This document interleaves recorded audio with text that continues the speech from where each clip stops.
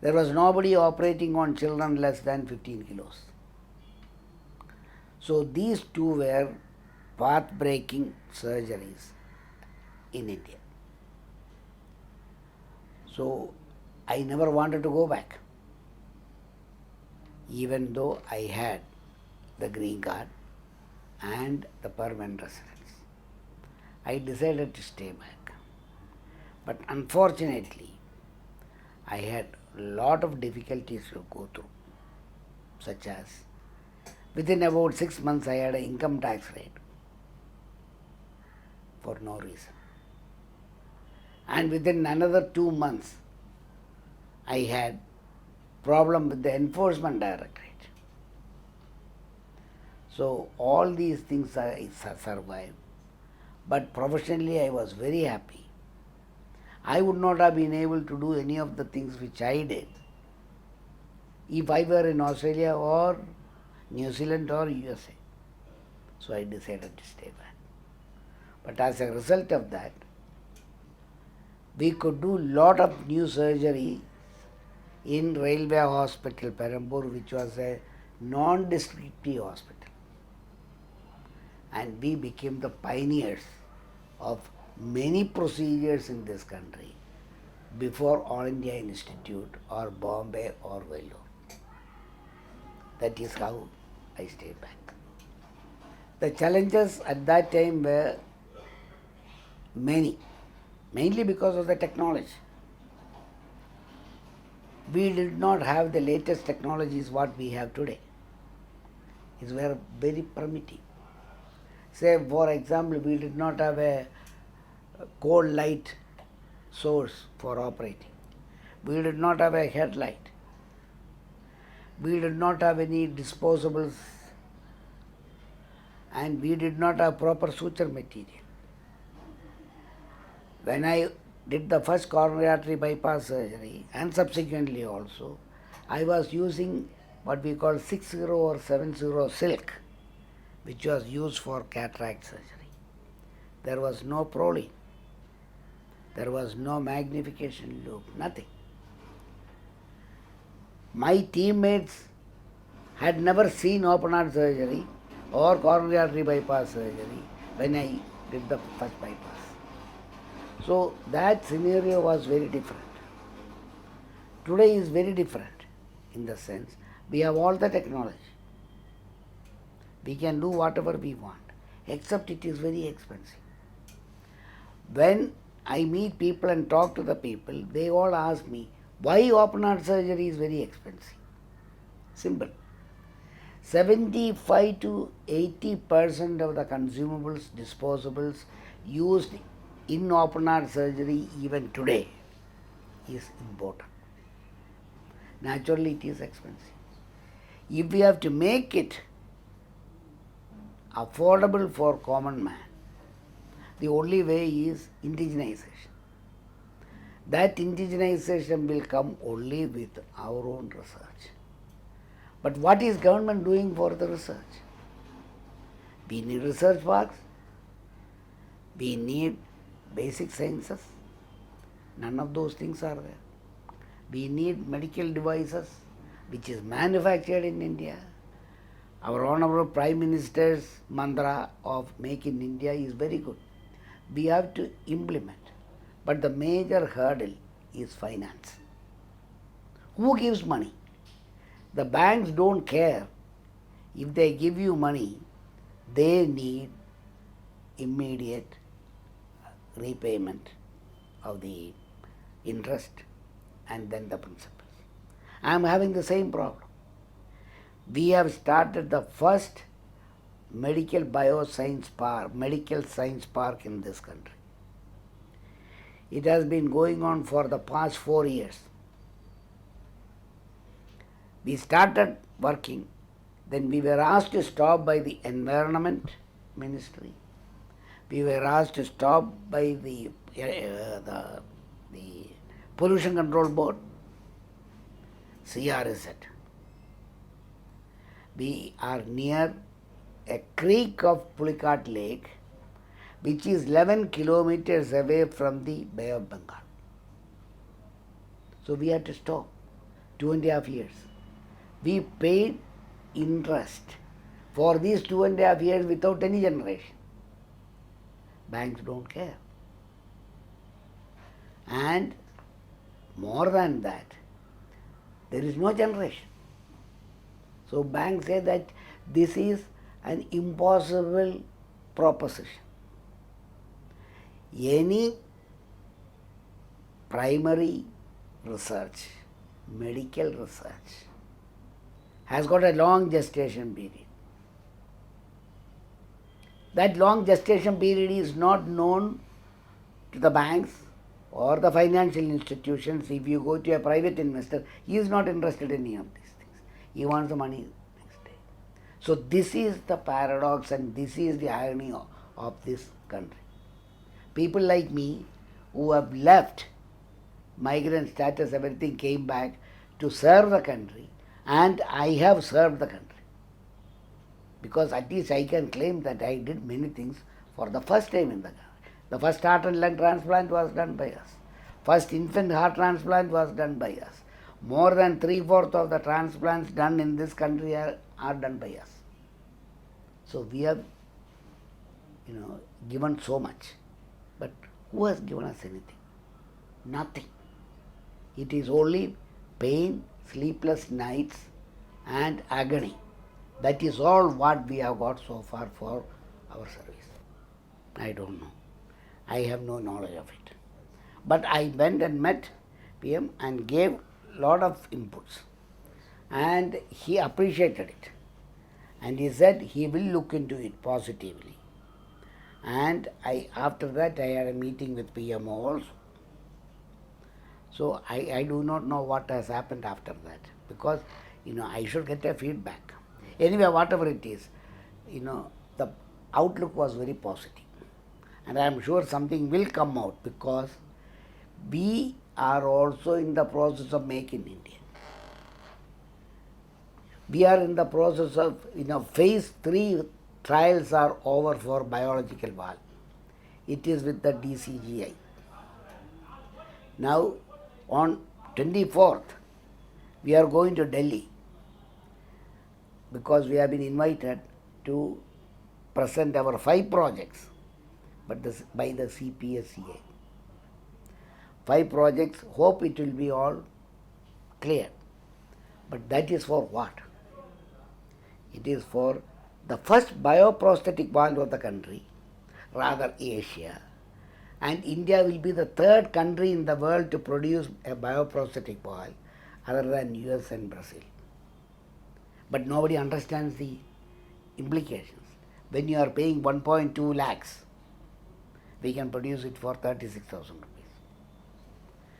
When we make biological valve, the pig valves, or bovine, that is from the buffaloes, when these valves have been used, clinical trial is over, we have given it to 4 institutions: All India Institute, Chandigarh, SPGI and Bombay, for them to try. So this is at the phase 3. And as far as the bioprosthetic valve is concerned, Georgia Tech is prepared to help us. And University of Minnesota is prepared to help us by doing the preclinical studies.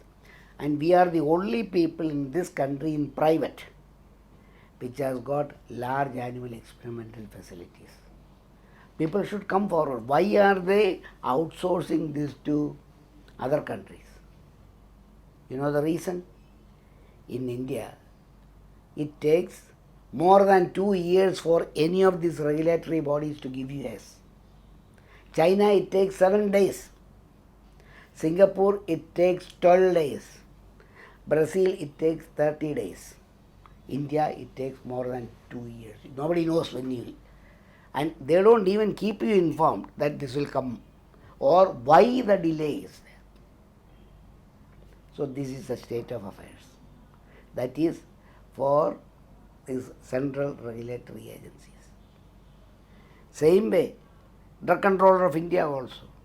They should tell us why your project is being delayed.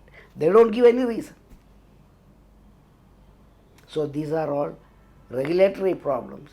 These are all bureaucratic problems. Now, we are all stressing, government is stressing, we will make it, there will not be any red tapeism, it will be red carpet. I have not seen any red carpet so far. We have achieved everything, except that it's all technology which is rented. It is not our own. We have nothing on our own. When we talk about Make in India, you think about, Shushruta, 500 BC. He described 126 surgical instruments. He divided anatomy, physiology, biochemistry, including immunology. Do we have anybody like that today?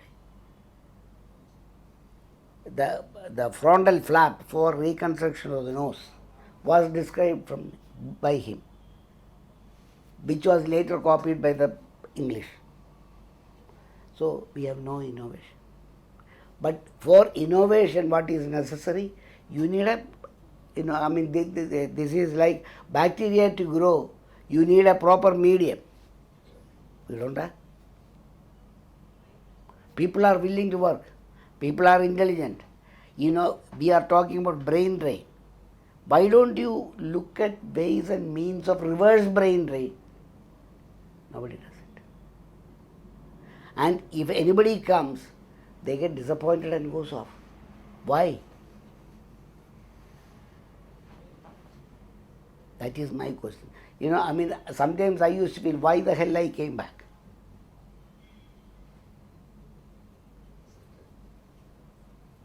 Technologically, we are advanced. Whatever others can do, we are also doing. Say, for example, we are in stem cells, cardiac stem cells. We have got license to do cardiac stem cells up to 2018. So far, we have done 104 or 105 cases with good results. Stem cells cannot be used in US. FDA has not approved. If you go to Bangkok,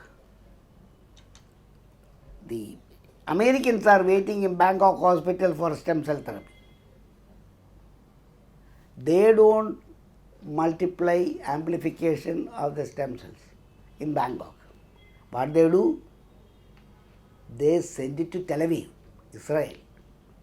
Get it amplified and bring it and inject. We don't have to do that. We have technology of amplifying. We have done in 104 cases. We have shown that we can amplify. We can amplify red cells. So, if you amplify red cells, you have artificial blood. You don't have to carry bottles and bottles of blood to the front, in case of a war or a mass casualty. So, all these things we can do, which others are not doing. But where is the incentive? Nothing. The bank people will say, if you don't do that, I will sell your house. They are holding you at ransom. How can anybody sleep properly? How can you think? If in my age, if this is what I get, I will definitely say, youngsters, it is not worth until we have a formal policy. Bank will say, we have given you this, you have not paid, and we are not bothered what you make. You give us your money, our money. Otherwise, whatever is your mortgage or whatever is your collateral, we will sell it off. Now it is easy. We'll say, we will do an e-auction. I think, the way now our Honorable Prime Minister has directed, I think that is the best way. That is, say for example, a science park, medical science park, or a basic science park. The money which is allotted is 300 crores. That is nothing. When an equipment costs 10 crores or GLP, GMP facilities cost 50 crores, there is 300 crores for the whole country. So it has to be increased. Like that, different areas are there, and the people who know about it should be made as advisors. And this bureaucracy, red tape is, as I said, has to be made red carpet. All the single window system, what you talk about, SEZ, we have an SEZ, is all not there. It doesn't work. All these things I have expressly conveyed it to Honorable PM. Whatever, whichever way I can. And do you think this public-private partnership, the PPP model, it is a good model? Because now we are going to look after the cardiac patients for the whole state of Pondicherry. It is a good system. It is the corporate hospital which will be against, because they can't make much money. After all, most of the patients will belong to the BPL. So 2/3 will come to you, but that is out of 1 lakh or 90,000 rupees. You won't be able to make enough money to have your shareholders' dividend going increasing. That social element, the medical, I told you what we have done, medical village. We have never made a medical city. That is all by the corporates in the cities. Now it is coming down to the 2-tier cities. But it has to be in the village. Now again, the attempt to start this skill development universities or skill development centers is very good. We have done that. Our center is in a village. That is why I said it is a medical village. We are training girls from there in basic aseptic techniques and basic microbiology, etc. So that if we start a valve production unit, they will be the ones who will be stitching these valves. In US, they get girls from mainland China on 6 months visa. They come, 6 months stay, stitch and go back. Why can't our girls do it? So there should be incentive. And they, skill development universities are, at least in paper, are being developed. I hope it will materialize and it will help people, and so that the people will be able, especially the ladies, women folk, will be able to gain proper jobs with and earn money with dignity. Address is one's own conscience. See, if everybody is trying to backstab, then it will not. Why the transplant program has not taken over in our metropolis? Say Calcutta has never done one. Even though the first transplant was done in Delhi, All India Institute, how many they have done after that? Bombay, it seems last week they did one. When we did the first transplant in September 1995. So much of gap. Why? No coordination, no cooperation. Between hospitals, between doctors. Everybody wants, I have to be the first, I have to be that. I have to make my money. Corporate hospitals will support such people. You can, unless we change our outlook and we do it like the olden time doctors, having sincerity, having transparency, very important. Otherwise, our medical system cannot. I started a college by name Pondicherry Institute of Medical Sciences when I was with Madras Medical Mission. I got the whole thing done. And in fact, I kept 5 seats for the children of Kargil veterans. But the people who were involved in it, they saw money, even though they didn't do anything. They saw money. So the whole thing went off. Naturally, now if you want to get an MBBS admission in an average college, it is minimum, it seems, 50 lakhs. When I started that, I requested Dr. Abdul Kalam, he was not president at that time, to be on the advisory panel.